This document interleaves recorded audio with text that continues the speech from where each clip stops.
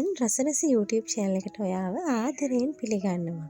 අද මම ඔයාලට කියලා දෙන්න යන්නේ වෙනස් විදිහකට රසවත් කොහිල ඇඹුලක් හදාගන්න විදිය. ඉතින් ඉස්සරහට ගිහින් බලමු කොහොමද මේ රසවත් කොහිල ඇඹුල හදාගන්නේ කියලා.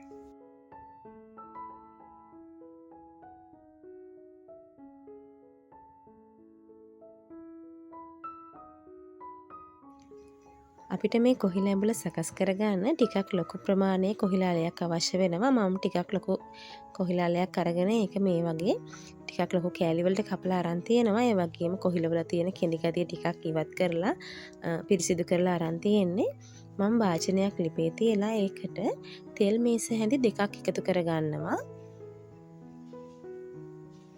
තෙල් ටික රත් වෙනකොට ඒකට අබ ටිකක් එකතු කරගන්නවා.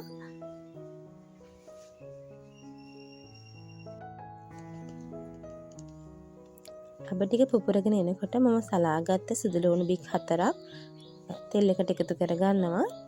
ඊට පස්සේ සුදු ලුණු ටික ටික වෙලාවක් මේ විදිහට තෙල් එකේ බැදෙන්න අරිනවා.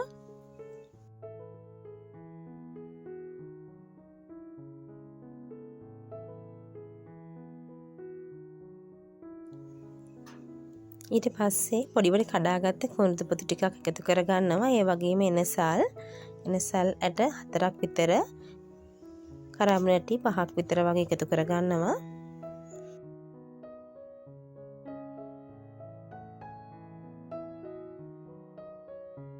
උළු හාල් තේ හැඳි කාලක් විතර එකතු කරගන්නවා. ඒත් එක්කම කරපිංචා ඉති දෙකක් විතර රම්පේ ඒ වගේම මම කොච්චි එකතු කරගන්නවා මේ කොහිල ඇඹුලට. ඔයාලට තියෙනවා නම් කොච්චි එකතු කරගන්න, නැත්නම් අම්මිරිස් උනත් එකතු කරගන්න පුළුවන්.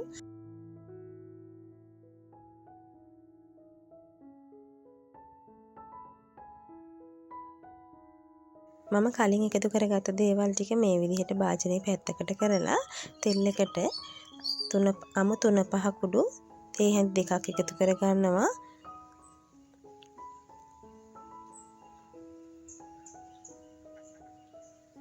ඒ වගේම මිරිස් කුඩු තේ හැඳි 2මාරක්,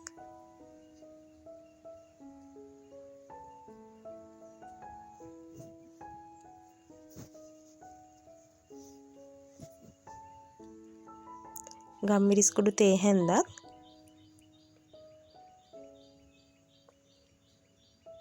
කහ කුඩු තේ හැඳි භාගයක්, මම තව එකතු කරගන්නවා බෙදපු 3-5 කුඩු. ඔයාලට තියෙනවා නම් බෙදපු 3-5 කුඩු එකතු කරගන්න. බෙදපු 3-5 නැත්තම් ගැටලුවක් නැහැ. ඒ වගේම රස අනුව ලුණු එකතු කරගන්නවා. මේ වෙලාවේදී අපි ලිපේ ගින්දර ඉතාමත් අඩුවෙන් තියාගන්න ඕනේ. මොකද අපි දාගත්ත මිරිස් 3-5 ටික ඉක්මනින්ම කර වෙන්න පුළුවන් නිසා. ඊට පස්සේ අපි මේකට එකතු කරගන්න ඕනේ ගොරක කැබලි කිහිපයක්, ගොරක කැබලි 4ක් විතර වගේ. ගොරක කැබලි නැති කෙනෙකුට ගොරක පේස්ට් එකකින් එකතු කරගන්න පුළුවන්. එහෙ නැත්නම් සියඹලා ටිකක් උනත් එකතු කරගන්න පුළුවන්. ඊට පස්සේ මම කපාගත්ත කොහිලාල ටික එකතු කරගන්නවා.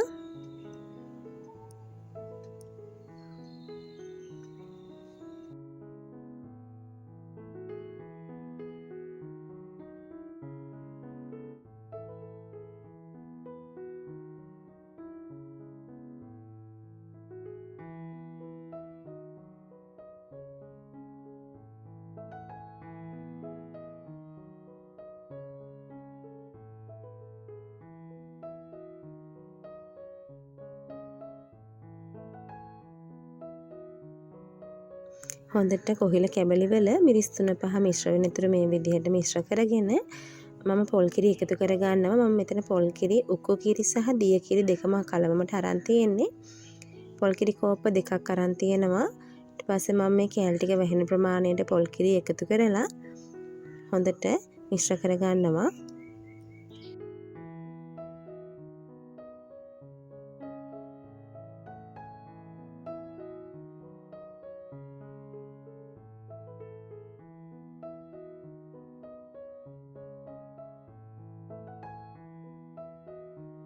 පෝල් කිරි ටික එකතු කරගත්තට පස්සේ මේ වගේ කිහිප වතාවක්ම අපි හැඳිකා ගන්න ඕනේ. මොකද කිරි ටික උතුරලා අහකට යන්න පුළුවන්. ඒ වගේම අපි භාජනය වහගන්න නැතිව විනාඩි 2ක් 3ක් මේ විදිහට හොඳින් කිරි ටික උතුරනකම් හැඳිගාමින් ඉන්න ඕනේ.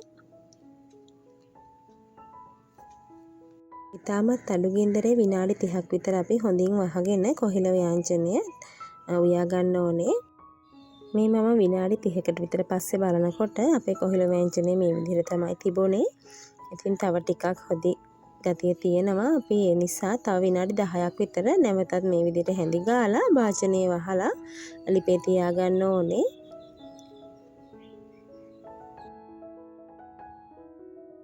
මේ වෙලාවේදී නම් හොඳ සුවඳක් එනවා අපිට මේ කොහිල ඇඹුලේ.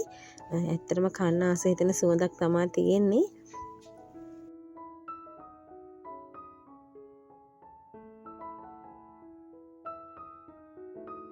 දැන් අපේ කොහිල ඇඹුල උයාගෙන ඉවරයි. මේ විදිහට ඉස්ම ටිකක් තිබ්බට අපි ලිප ඔෆ් කරගන්න ඕනේ. මොකද අපි උයාගෙන තියෙන මැටි ඇතිලි එක නිසා ටික ටික නිවෙනකොට මේ හොදි ගතිය නැති වෙලා යනවා.